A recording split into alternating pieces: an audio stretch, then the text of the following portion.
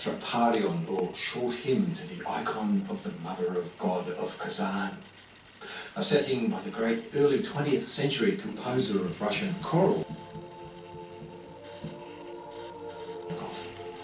sung not in Russian but in Church Slavonic, as all our works are tonight,